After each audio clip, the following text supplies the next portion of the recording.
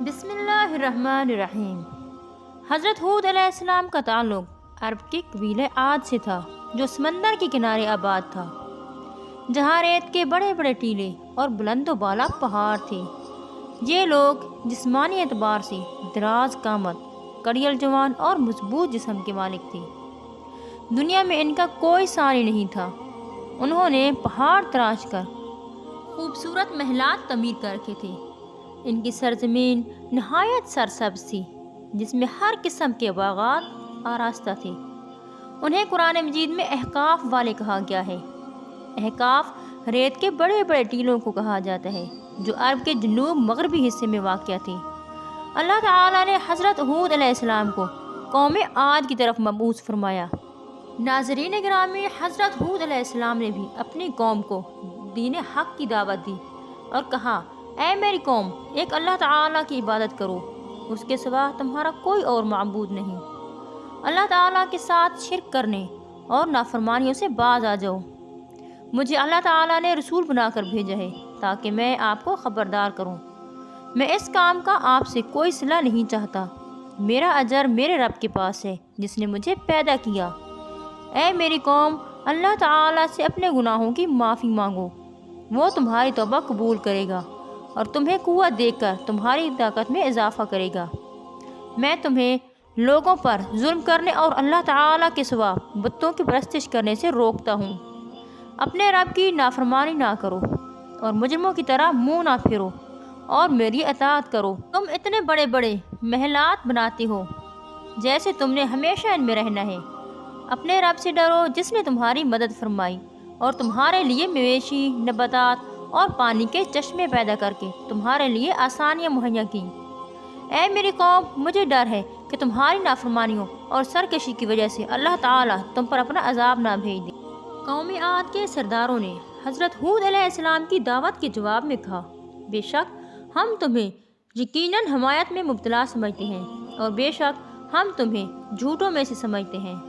حضرت ہود علیہ السلام نے جواب میں فرمایا کہ میں کسی حماقت میں مبتلا نہیں اور تمام جہانوں کے رب کی طرف سے رسول ہوں۔ اللہ تعالیٰ کی نعمتیں یاد کرو تاکہ تم کامیاب ہو جاؤ۔ قوم عاد نے کہا، کیا تم ہمارے پاس اس لیے آئے ہو کہ ہم ایک ہی اللہ تعالیٰ کی عبادت کریں اور ہم انہیں چھوڑ دیں جن کی عبادت ہمارے باپ دادا کرتے تھے؟ تو تم ہم پر وہ عذاب لے آؤ جس سے تم ہمیں ڈراتے ہو اگر تم سچوں میں سے ہو۔ حضرت ہود علیہ السلام نے کہا، اے میری قوم، تم اپنے رب سے مغفرت مانگو، پھر تم اس کے حضور توبہ کرو، وہ تم پر آسمان سے خوب بارش برسائے گا اور تمہیں قوت دے کر تمہاری قوت میں اور اضافہ فرما دے گا اور مجرم بن کر منہ نہ پھرو۔ قوم نے کہا، اے ہود علیہ السلام، تم ہمارے پاس کوئی واضح دلیل نہیں لائے اور ہم صرف تمہارے کہنے پر اپنے معبودوں کو نہیں چھوڑ سکتے اور نہ ہی ہم تم پر ایمان لانے والے ہیں۔ حضرت ہود علیہ السلام نے اپنی قوم کو راہ حق پر لانے کی ہر ممکن کوشش کی، لیکن قوم نے دعوت حق قبول کرنے سے انکار کر دیا۔ آپ علیہ السلام نے بارگاہ الہی میں مدد کے لیے پکارا کہ اے میرے رب، میری مدد فرما، کیونکہ انہوں نے مجھے جھٹلا دیا۔